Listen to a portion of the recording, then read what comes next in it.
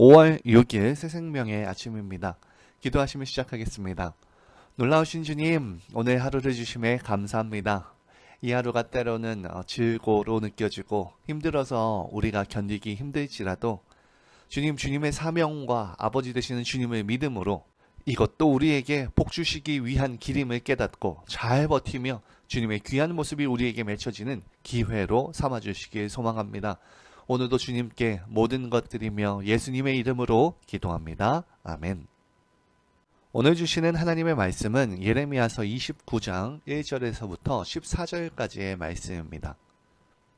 선지자 예레미야가 예루살렘에서 이 같은 편지를 느부갓네살이 예루살렘에서 바벨론을 끌고 간 포로 중 남아있는 장로들과 제사장들과 선지자들과 모든 백성에게 보냈는데, 그때는 여고니아 왕과 왕후와 궁중 내시들과 유다와 예루살렘의 고관들과 기능공과 토공들이 예루살렘에서 떠난 후라 유다의 왕 시드기야가 바벨론으로 보내어 바벨론의 왕 느부갓네살에게로 가게 한 사반의 아들 엘리샤와 힐기야의 아들 그마리아 편으로 말하되, 만군의 여호와 이스라엘의 하나님께서 예루살렘에서 바벨론으로 사로잡혀 가게 한 모든 포로에게 이와 같이 말씀하시니라.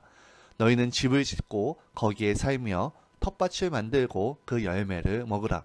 아내를 맞이하여 자녀를 낳으며 너희 아들이 아내를 맞이하며 너희 딸이 남편을 맞아 그들로 자녀를 낳게 하여 너희가 거기에서 번성하고 줄어들지 아니하게 하라. 너희는 내가 사로잡혀 가게 한 그 성읍의 평안을 구하고 그들을 위하여 여호와께 기도하라. 이는 그 성읍이 평안함으로 너희도 평안할 것임이라. 만군의 여호와 이스라엘의 하나님께서 이와 같이 말하노라. 너희 중에 있는 선지자들에게와 점쟁이에게 미혹되지 말며 너희가 꾼 꿈도 고지 듣고 믿지 말라. 내가 그들을 보내지 아니하였어도 그들이 내 이름으로 거짓을 예언함이라. 여호와의 말씀이니라. 여호와께서 이와 같이 말씀하시니라. 바벨론에서 70년이 차면 내가 너희를 돌보고 나의 선한 말을 너희에게 성취하여 너희를 이곳으로 돌아오게 하리라. 여호와의 말씀이니라. 너희를 향한 나의 생각을 내가 아나니 평안이요 재앙이 아니니라. 너희에게 미래와 희망을 주는 것이니라. 너희가 내게 부르짖으며 내게 와서 기도하면 내가 너희들의 기도를 들을 것이요 너희가 온 마음으로 나를 구하면 나를 찾을 것이요 나를 만나리라. 이것은 여호와의 말씀이니라. 나는 너희들을 만날 것이며 너희를 포로된 중에서 다시 돌아오게 하되 내가 쫓아보내었던 나라들과 모든 곳에서 모아 사로잡혀 떠났던 그곳으로 돌아오게 하니라. 이것은 여호와의 말씀이니라. 아멘. 오늘 본문은 바벨론의 느부갓네살 왕이 BC 597년에 유다를 두 번째로 침략하여서 잡아간 이후에 나타나는 사건들에 대한 편지입니다. 예레미야 52장에 보면은 이 당시에 바벨론의 포로로 잡혀간 사람이 총 3023명이나 되었었는데요. 네, 꽤나 많은 숫자였습니다.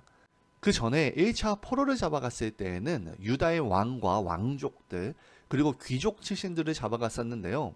여기에는 다니엘과 그의 세 친구들도 있었죠.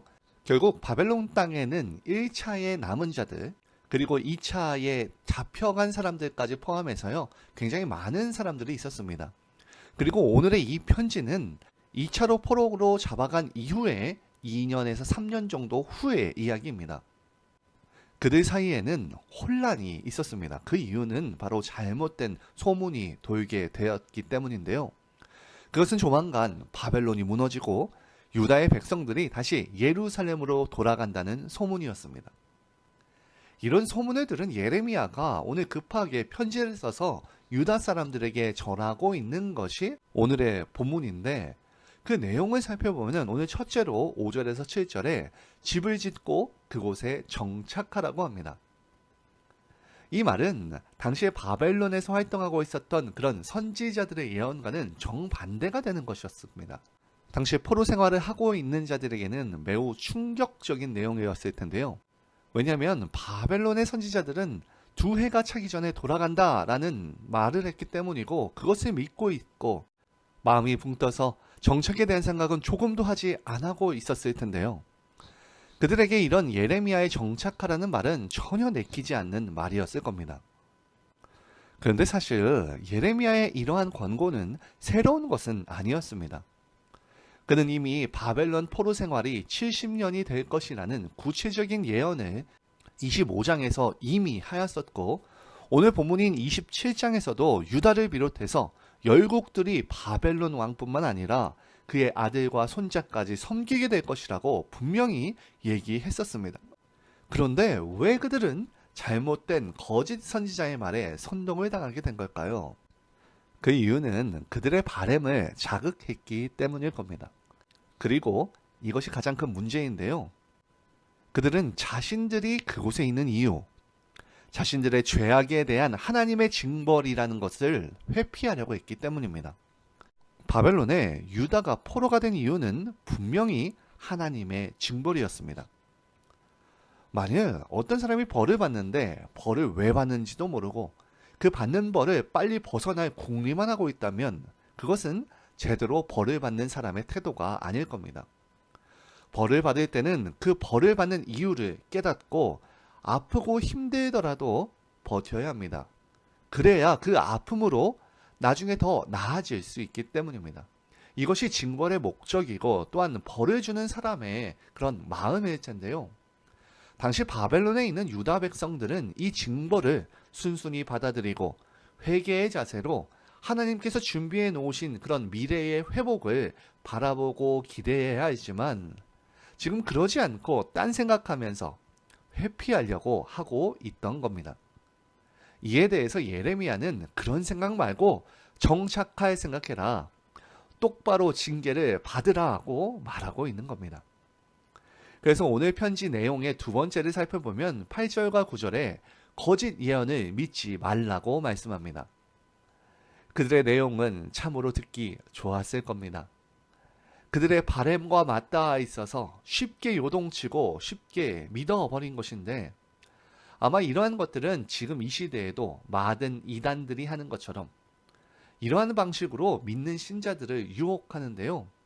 하지만 안타까운 것은 신자들이 하나님의 말씀을 모르고 있었다기보다는 자신의 바램을 자극하고 듣기 좋은 말로 유혹한다는 것을 깨닫지 못하고 있다는 겁니다. 그들의 말들에 속아 넘어가게 된다면 현실이 더욱 힘들어집니다. 진실이 아닌 잘못된 판단과 거짓에서 나오는 것이기 때문에 결국 시간이 지나면 진실이 드러나고 거기에 속은 자신의 민낯을 볼 때에 굉장히 힘들어질 뿐인 거죠. 그런 상황에 예레미야는 다시 말합니다. 오늘 10에서 11절에 이렇게 말해요. 70년 후에 회복될 것이다.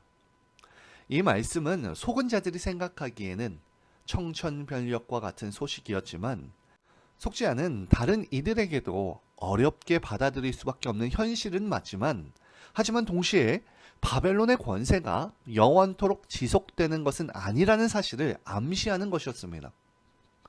또한 정해진 포로의 기간이라는 것은 이것이 단순한 징계에서 끝나는 것이 아닌 궁극적으로는 하나님이 이스라엘을 복주시기 위한 과정이었다는 것을 깨닫게 해줍니다. 유대의 죄악에 대한 하나님의 징계는 분명하다. 하지만 그것이 영원한 파멸을 의미하는 것이 아니라 이 과정을 통해서 연단하고 이후에 더 큰 축복을 주신다는 겁니다.